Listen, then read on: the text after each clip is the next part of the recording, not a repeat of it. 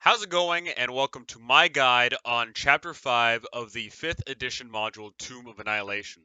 Chapter 5 covers the grand finale, the end of the end, and before I go into any spoilers about this epic conclusion to this epic campaign, I must warn you that there will be spoilers, no players allowed, DMs only, and DMs, you are going to have a heck of a time reading through this. So, when all the players are gone, let's go ahead and kick this thing off. So, let's start at the very beginning. It's a very good place to start. Before I start going into the actual locations of the tomb, there is a lot of information we have to cover about the tomb itself. First off, that the history of the tomb includes that Acererak essentially came into Omu, killed the trickster gods, built this tomb out of the Omuans, making the Omuans do it, and also building it out of it because after all the Omuans made this tomb, he killed them all. So a lot of fun stuff there. Why did he build this tomb? Well, he did it just for the lulz, but also for the fact that he has a baby. He found an atropole. An atropole, which I'm sure most DMs don't know. Heck, I didn't even know it before this adventure. An atropole is essentially a dead god.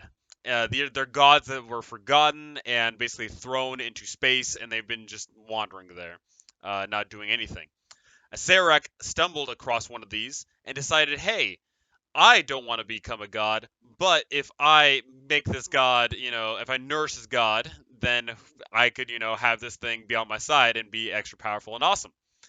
So how does he nourish this god? Well, he creates the soulmonger. The soulmonger of which, of course, is capturing all the souls in the world and bringing it to feed the baby. So that's a fun little tidbit of information there. So the Tomb of the Nine Gods is the baby's nursing room and also the place of just terrible death and destruction. Acererak loves building traps that kill people. He loves besting people, and also he does it in a somewhat fair way. He leaves a lot of information that could be found out to help out overcome all the trials and tribulations. That being said, his most famous work, The Tomb of Horrors, has claimed the lives of untold dozens, if not hundreds of thousands of PCs, and Tomb of Annihilation is no different. The Tomb of the Nine Gods is incredibly deadly.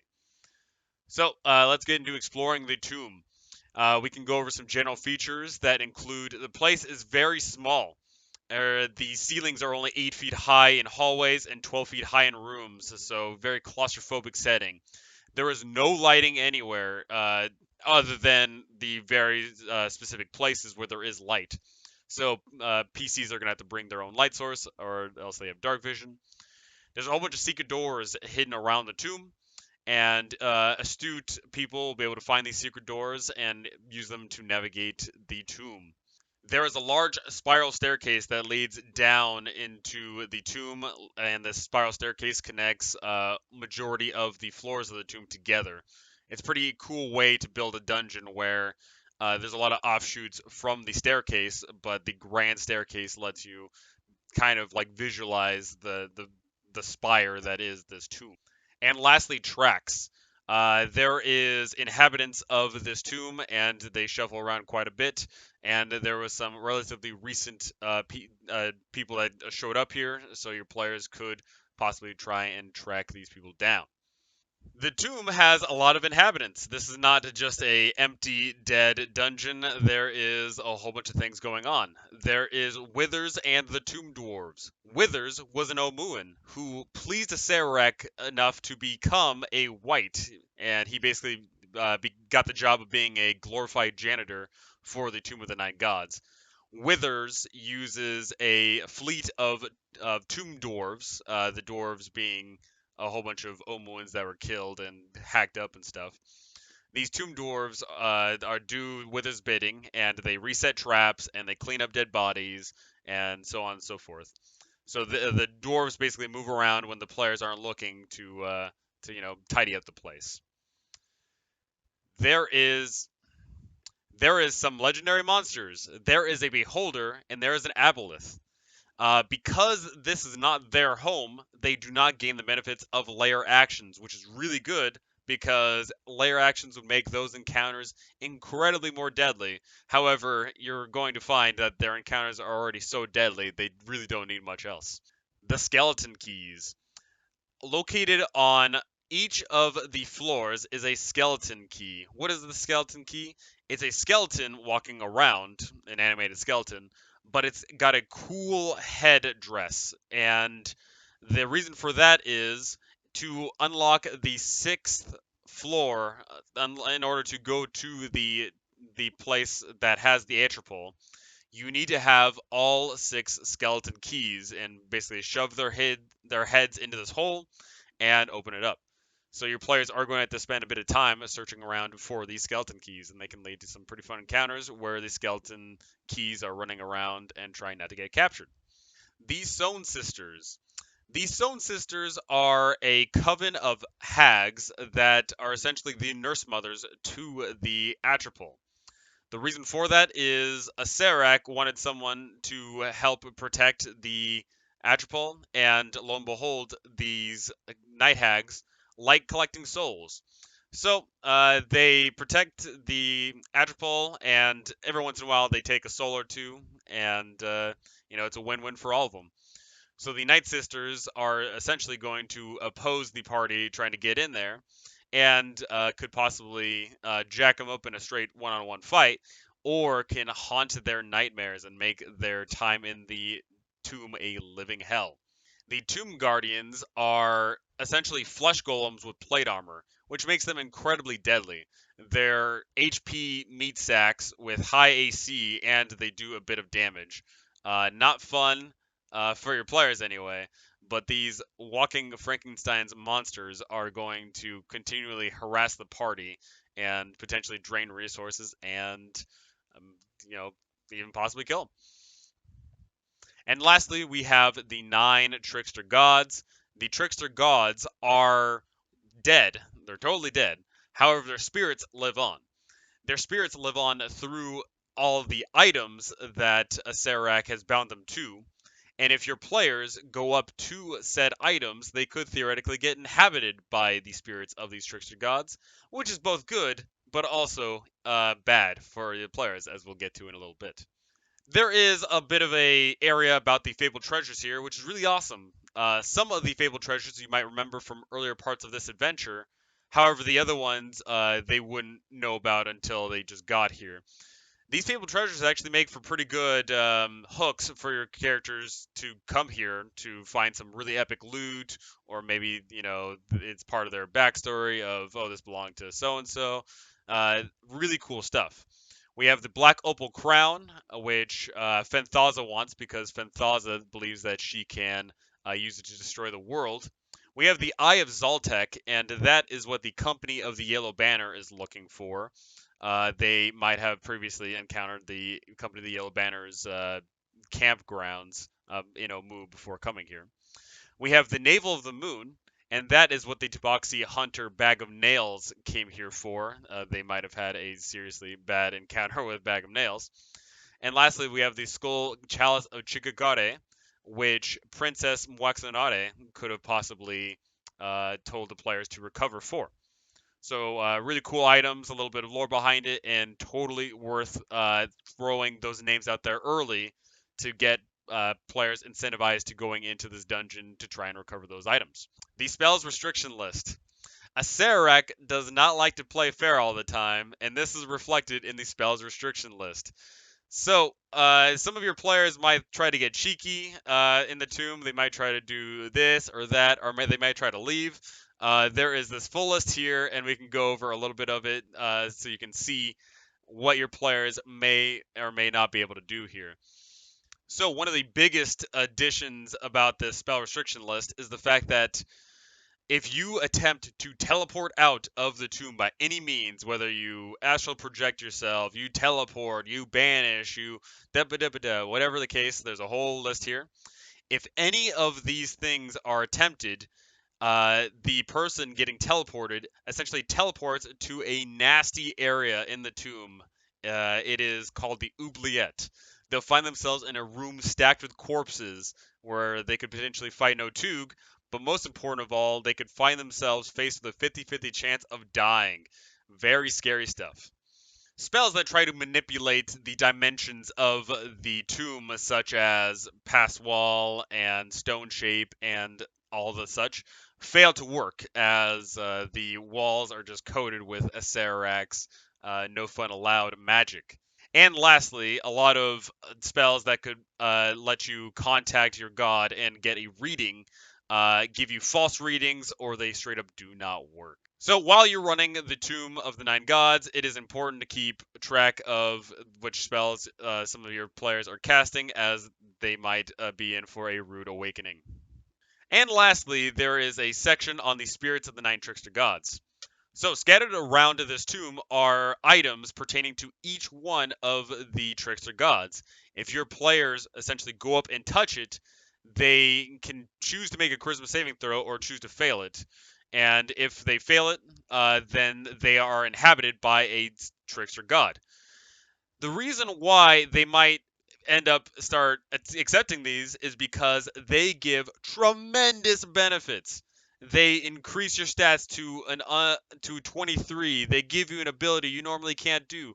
They let you walk on the walls. They let you make a mental attack. They let you do awesome things. However, so this is the part where this is a lot better for groups that love to role play out their characters, as each of the gods, while it gives you this awesome benefit, it gives you a terrible flaw. The flaw might be as simple and mundane as I cannot lie, or it could be as deadly as I take great risk and don't think about plans. It could be I charge in head first. It could be I don't adhere to plans. Or it could be I'm indecisive. A lot of those terrible things. So a lot of fun roleplay aspects, but can definitely peeve some people if they don't like their character getting manipulated with in a negative way. So before I go into the actual locations of the Tomb of the Nine Gods, I thought I'd talk a bit about some of the expectations you're going to find here and how you might choose to run it. If you run the tomb as intended, rules as written, you're probably going to have some dead PCs on your hands.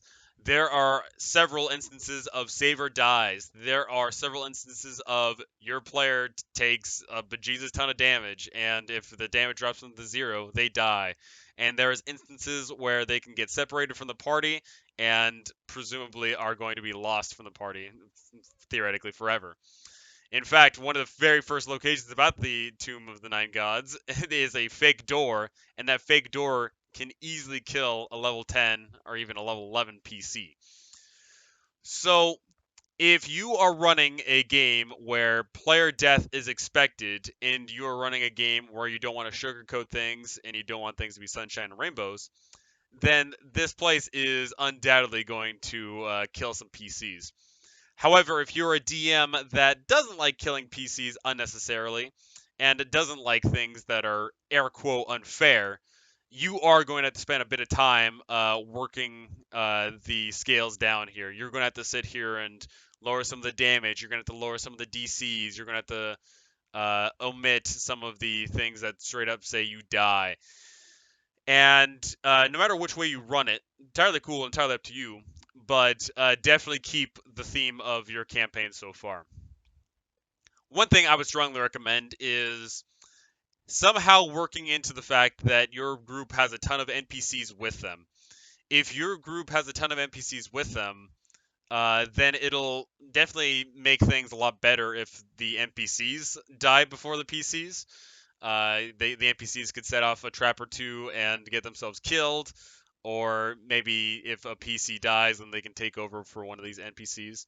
There's actually a nice little list here on how to introduce new PCs if some PCs die, such as the PCs were captured by the Stone Sisters and are freed but are now naked.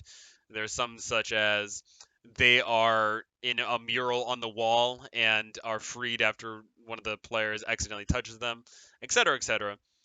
That is definitely something to keep in mind. If you don't want the campaign to end, but PCs die, you're going to have to think of more and more clever ways to introduce some of the PCs into the tomb.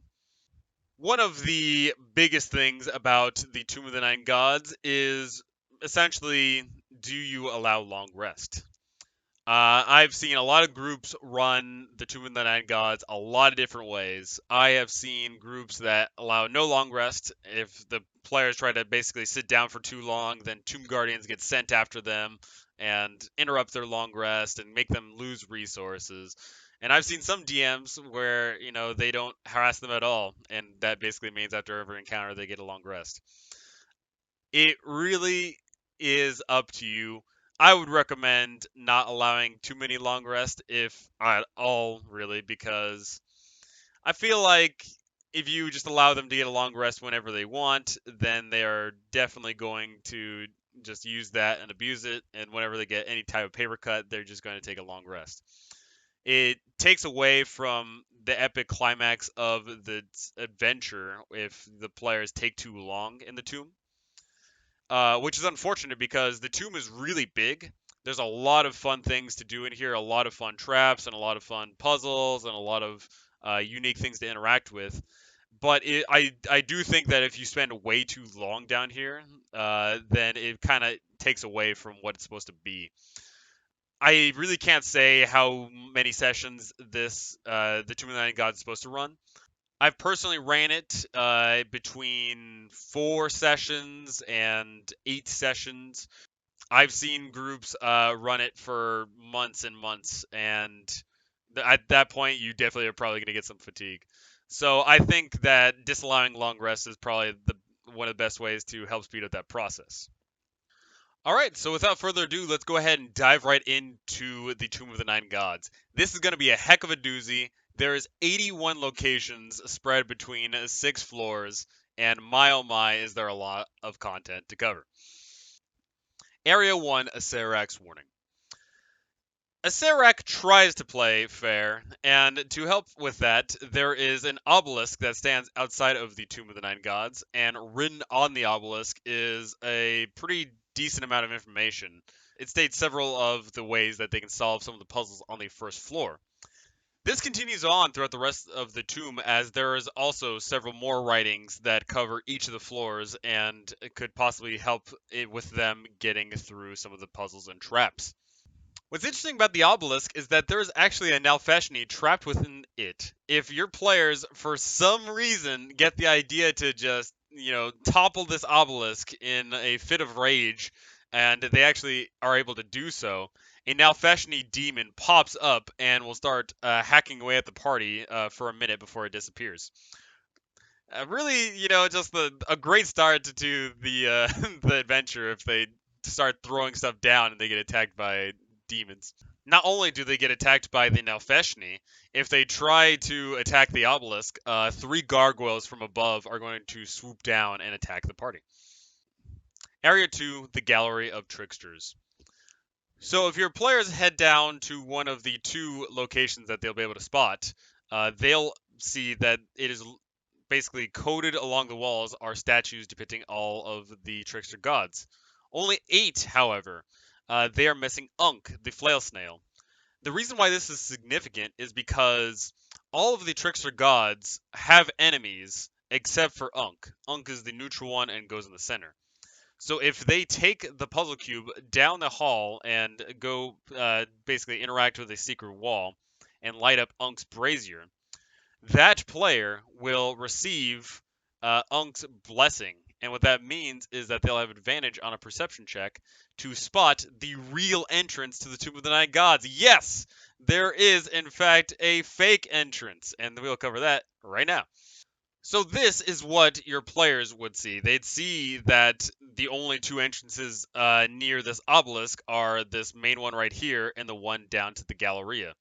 The real entrance is actually hidden over to the left there. However, they wouldn't know unless they actually looked for it. So unfortunately, for majority of groups ever, they're going to try this false entrance. And that is a big deal because this false entrance is scary. So at the end of the hallway, they're going to see 8 cube holes basically cut into it. And this might mean that, if they actually take a look at the gallery, that they might think themselves, oh, we're going to put the puzzle cubes of each of the gods against each other. This is a terrible trap, however. If they actually do this, if they put the puzzle cubes in correctly with the opposite gods facing each other, then the stone slab right here will come crawling down. It will come down relatively quickly, in fact, in a single turn. For the poor, poor fools that find themselves on the inside of this enclosed area, they're going to be in for a terrible time because at the start of every single one of their turns, they are going to make a DC 15 Constitution saving throw, taking 1d10 points of poison damage and 1d10 points of acid damage. If you do the quick math on that, after 10 rounds of being trapped in here, that is a lot of damage and could easily kill a lot of lower level PCs. Hopefully, your PCs are going into the tomb at least level 8, if not 9 or 10. If they get the bright idea to try and make their way through the door in which they just put the puzzle cubes in, they're going to be in for even a worse time because pushing forward is not the correct answer here. Beyond the fake door is a gas-filled chamber, and any creature that starts its turn there just automatically takes 2d10 poison damage and 2d10 acid damage. So really, really rough time. After a minute, the stone slab will finally go up and free anybody that's still alive in there, and as well as let people who were observing from the outside see what's happened. If nobody was inside, then they're not going to know what really happened in there. But if there were people in there, they're going to see the results, and the results are not pretty. So hopefully, after seeing this go down, or maybe getting good enough insight to try and look for something else, they are going to finally start looking for the real entrance, and that is going to lead us to the next part. Area 4, the true entrance.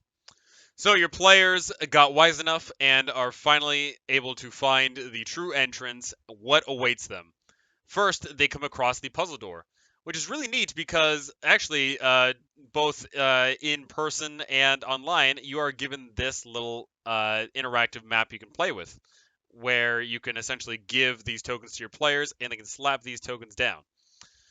The reason why that's significant here is because if they still haven't figured out the relationship between the trickster gods, they could be in for a seriously bad time.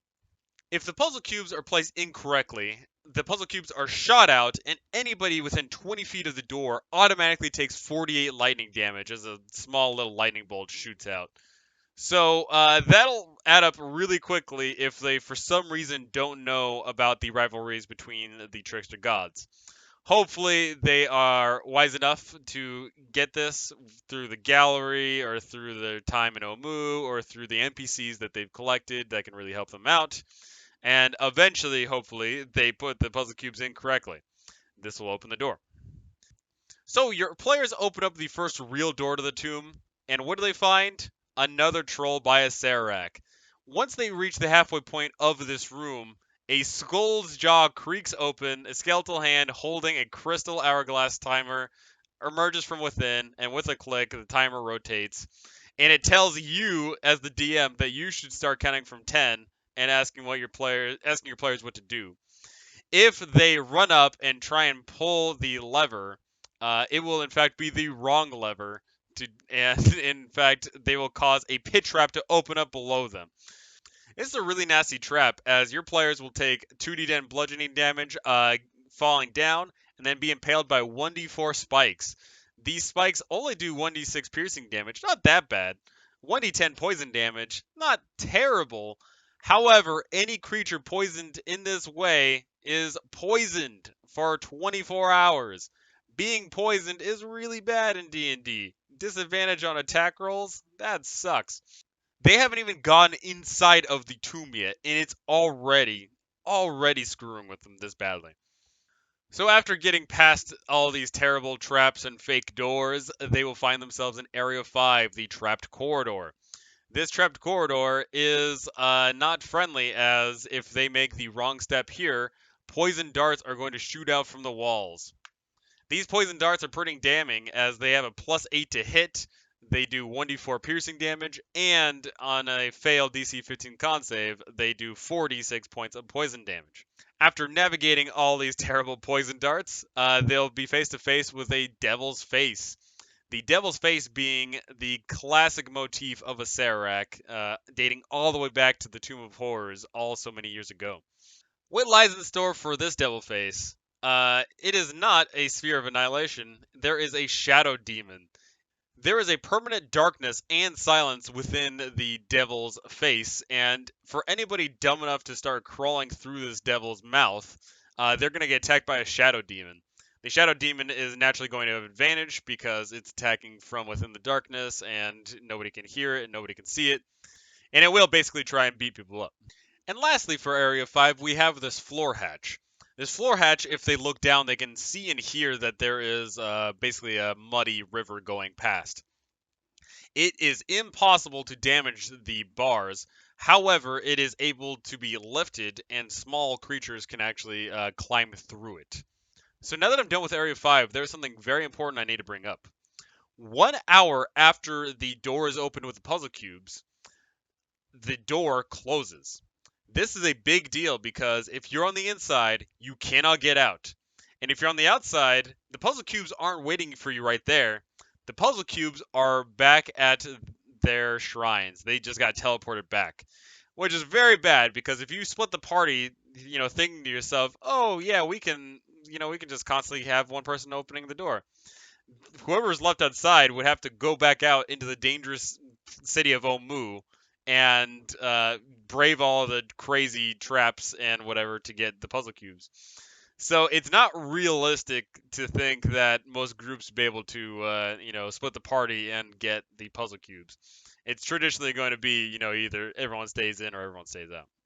So your players finally make their way into the Tomb of the Nine Gods, and they look to the left, and what do they see? Area 6, the Crystal Window. The Crystal Window basically is a window to Area 10, which is Obo'laka's shrine. And if they look in this glass window, they can see that there is the sarcophagus just sitting right there. And they also spot a whole bunch of undead dudes sitting on thrones all around. So looking through the window, your players will be able to see that the whites are actually looking around left to right, but they're not moving. However, if the players break the window, then the whites are going to stand right up and start attacking them, which could prove to be not fun 2 seconds after they've made their way into the Tomb of the Nine Gods. Other than that, not really too much about Area 6. Area 7, the Grand Staircase. So your players make their way into the tomb and make their way right, and this is where they're going to see the tomb for what it really is. They are going to see that looking down, it goes further out into the darkness, farther than presumably anybody would be able to see, because it goes down quite a distance. They can see that this staircase spirals all the way down, and then there's multiple connectors. In fact, there is a fun little blurb here that states that the first person that basically makes their way up to the balcony can see a tomb dwarf on the second floor and looking up at the player and walks away. So it lets them know that they're not alone, and this is a very scary place. Area 7 is the location you're going to refer to when you want to give out Acererak's warnings, as on every single one of the floors there is Acererak's warning. So 17B is on level 2, 17C on floor 3, 17D on floor, and so on. Area 8, Magical Attraction. So your players meander down this hallway and walk down and down, and eventually they see that the hallway opens up.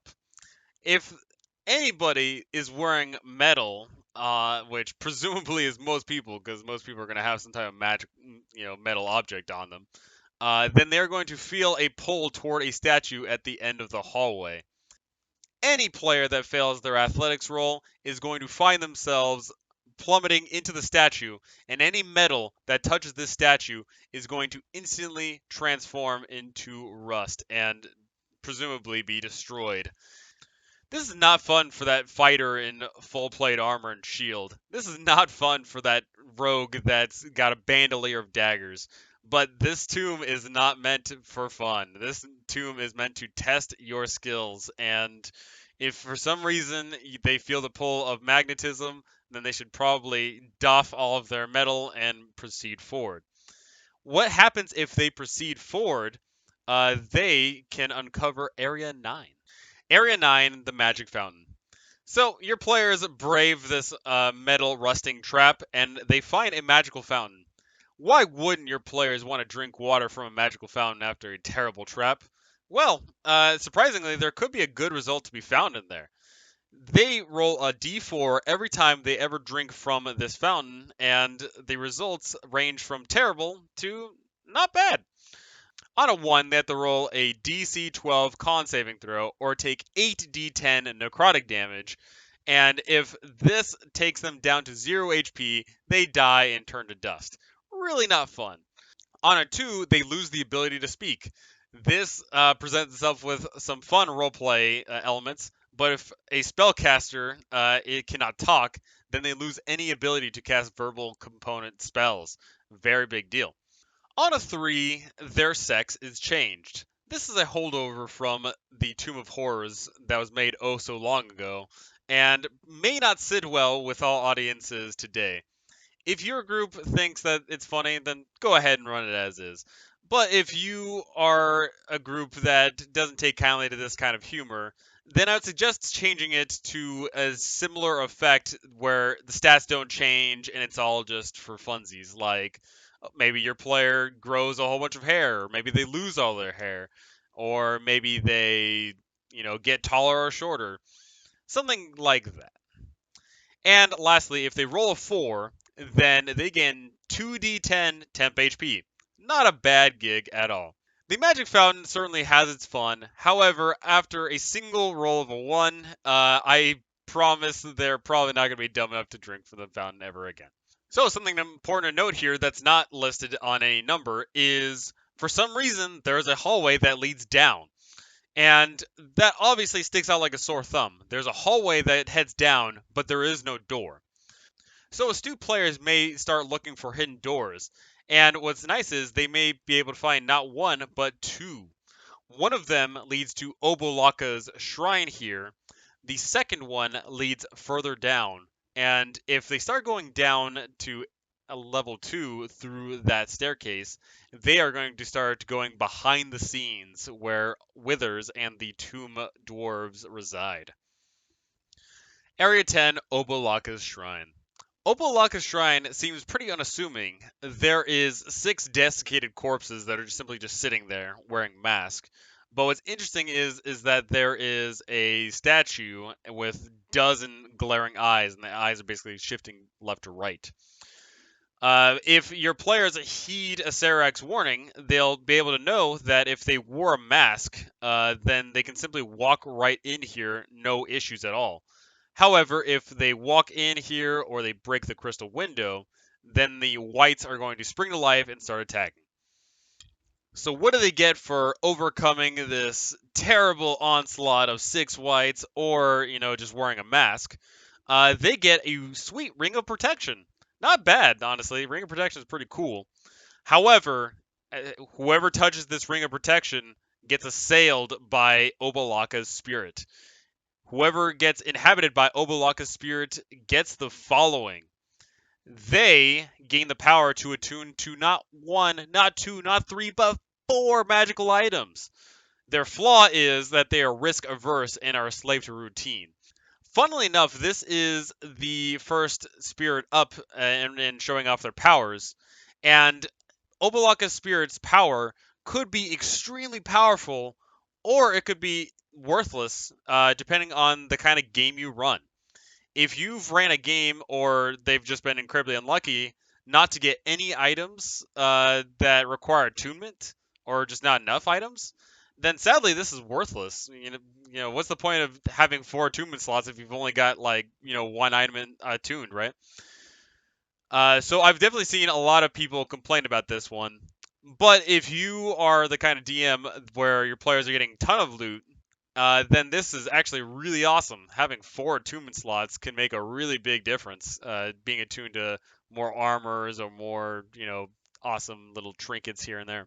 Of course, the downside to the spirit is the flaw of being risk averse.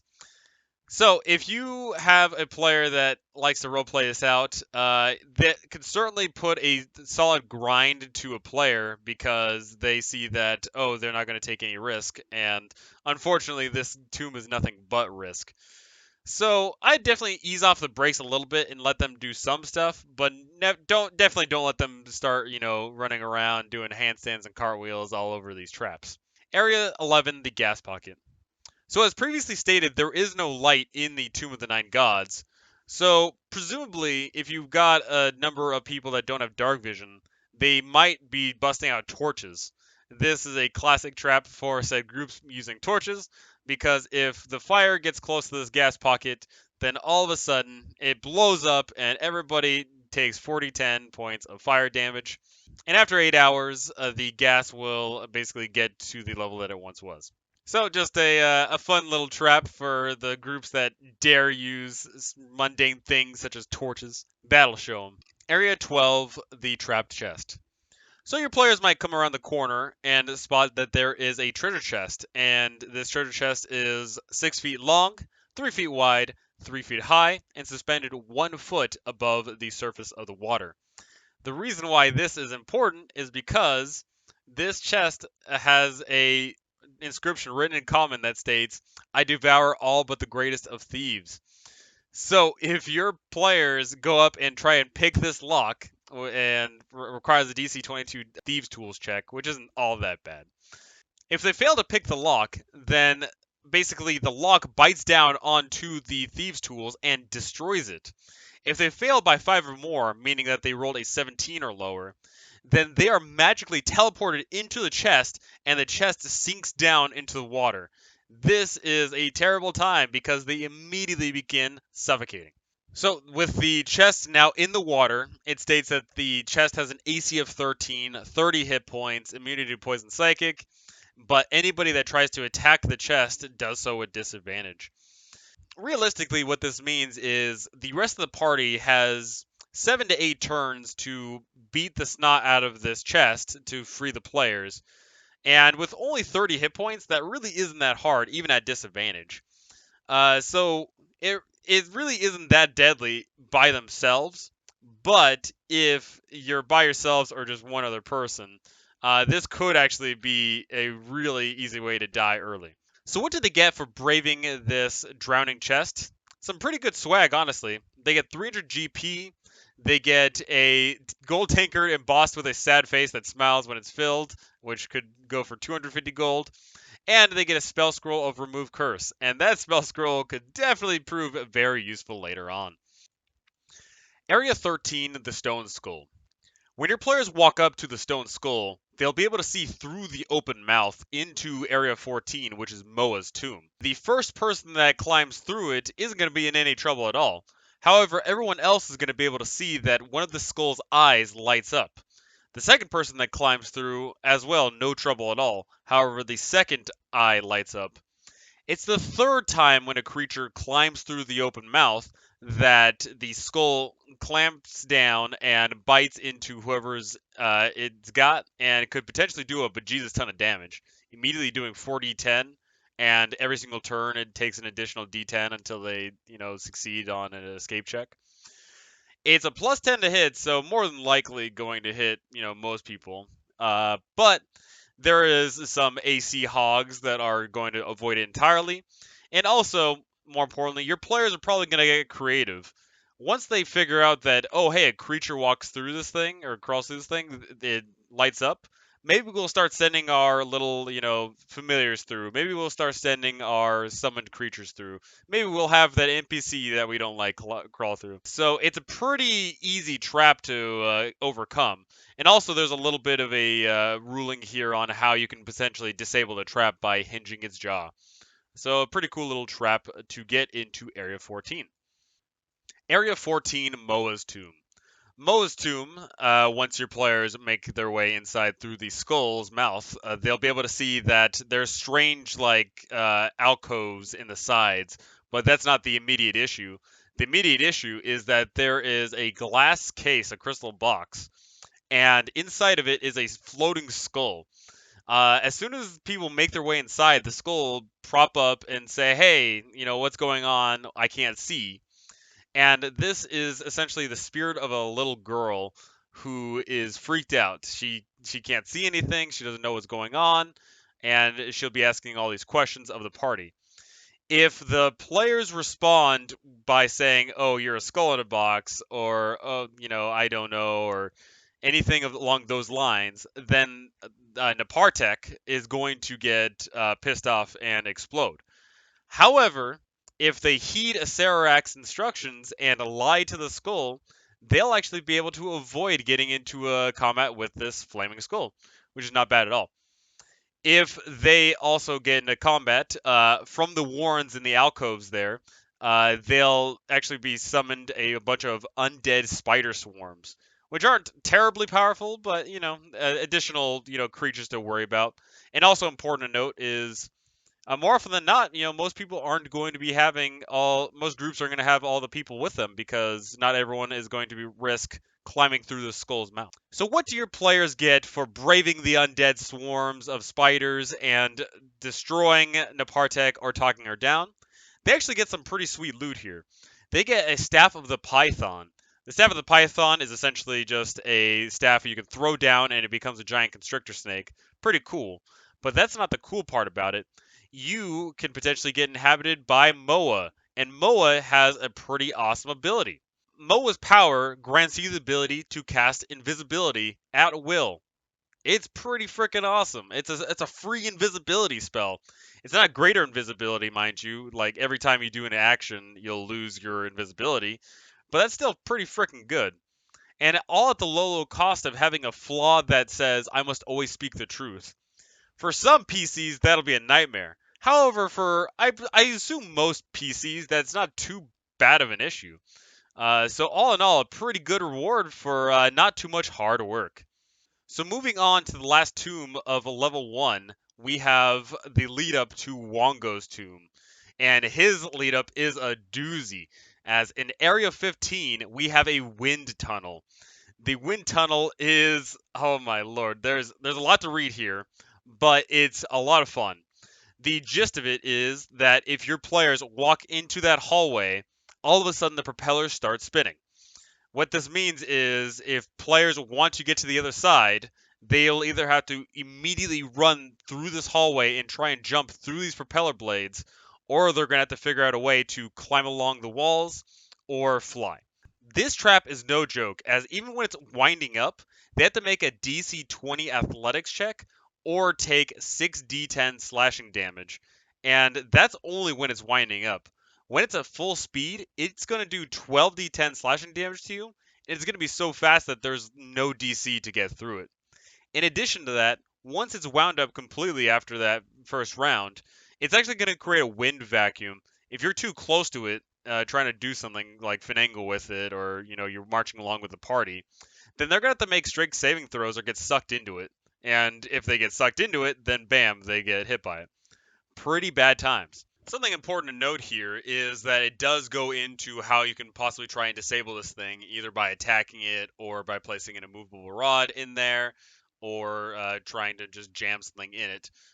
So there's some handy rules right there for you. If the propeller is jammed for 3 solid rounds, it breaks down and is totally non-functional. It actually goes on to say that at next day, Withers is going to send a crew to go and fix it. But all in all, this is a incredibly frightening trap, and unless your party has the means to go around it, more than likely, very few people are actually going to end up in Wongo's tomb. Area 16, Wongo's tomb. So what do your players get for somehow navigating past the propellers? Well, funnily enough, they actually find themselves in a pit. There's a 20-foot drop right after the hallway.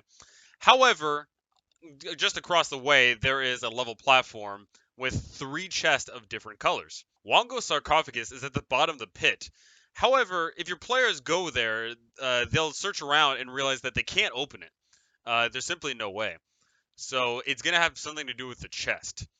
If your players make their way to the chest, they'll hear an audible click when they open it. And when they open it, they'll see that on the inside is essentially a key.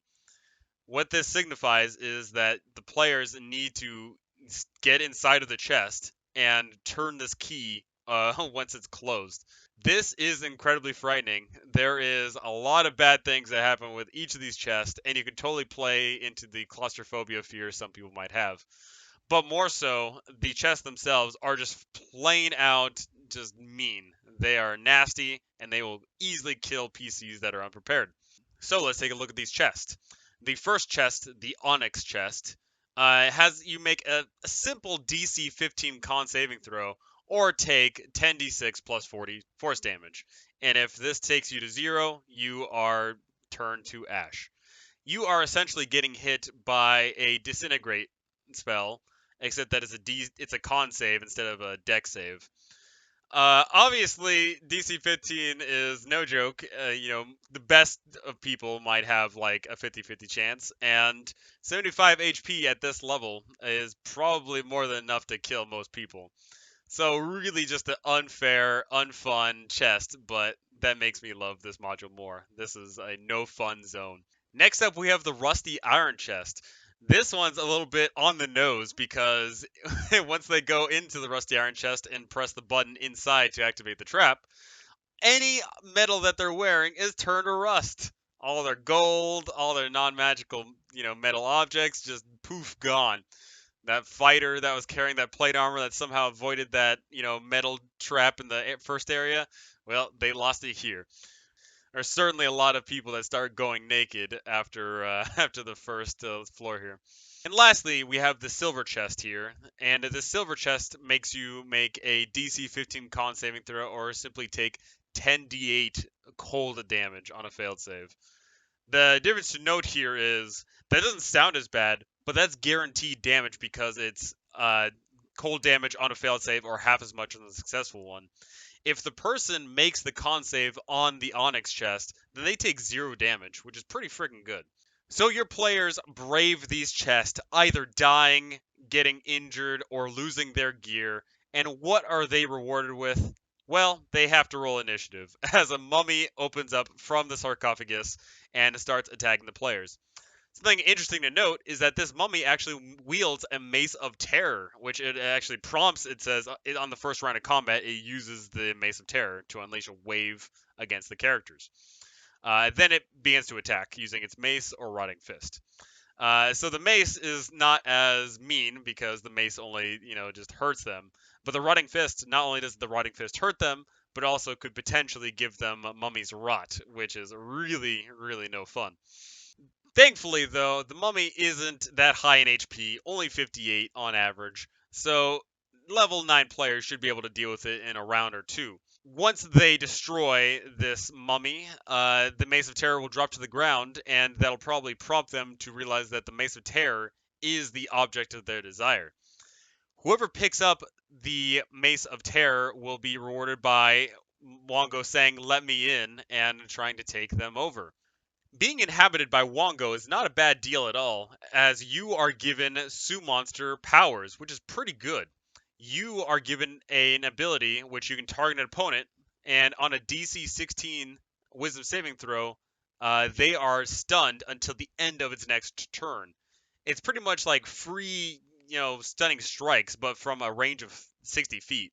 Pretty freaking good. However, his flaw is somewhat damning, as it is, "I act without concern for the well-being of others," meaning that you could potentially get a player that is activating traps left and right and, causing people to die. Really, really scary stuff. All in all, a pretty good reward, but for the hoops you have to jump through, no pun intended here, it is pretty hard to say if it's worth it. Finishing up level 1, we have Area 17, the Underground Waterfall. So if your players are walking around that river that they could have possibly found either through the secret doors or by just lifting up the grate, they can stumble across this area. They'll see that there's a massive hole, and that hole leads so far down, presumably no one would actually be able to see down. But on the other side, they'll be able to see a chest. And the promise of loot is way too much for some people, and presumably someone's going to try and jump across or climb across or use some spell to get across to get to that chest. And unfortunately, they are rewarded with a mimic fight. This is terrifying. I have certainly heard of many a people getting dropped here because they go up, touch the mimic, it's adhesive, and the mimic starts biting into them and throws them down the fall. Pretty bad stuff. So it's not just the fact that there's a mimic that'll probably get the jump on them if they make to the other side. It's also the fact that they could just fall on their own, and this fall is devastating. Not for the damage, mind you. The damage isn't that bad. The real issue is the fact that they'll be 5 floors down, and they'll be in water, and they'll probably have no idea how to get back. We will get more into level 5 later. So, what are my thoughts on level 1 of the Rotten Halls? I think that this is an excellent introduction into the Tomb of Annihilation itself. There are traps galore. You could potentially get attacked by a ton of monsters. You can go up against mean traps. You can potentially lose players to before they even get into the, the tomb itself. It is just really devastating. This is the start of an epic dungeon crawl. So to wrap up level 1 here, I think there's a couple of things you need to do to make this place really shine.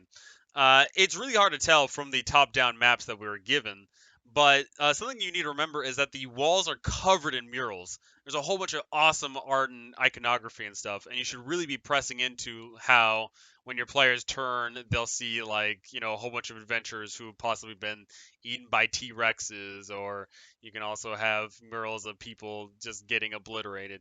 Or maybe just have a Acererak looking down at the party and you swear that his eyes are moving. Stuff like that really keeps this place interesting and keeps it feeling alive, even though it is totally a tomb. Another thing you should consider is that this tomb has attracted a lot of adventurers over the years, and to this date, there hasn't been a single adventurer who's gone into this tomb and made it out alive. And that is not for lack of trying. There has been a lot of people who've gone in here, and they've tried teleporting out and find themselves in the oubliette, or they're just crawling up and down and eventually get worn down by flesh golems, or they just, succumb to the madness that is this place. An important thing to consider as well is the fact that this is not a straight dungeon crawl. There's not a single line to go down.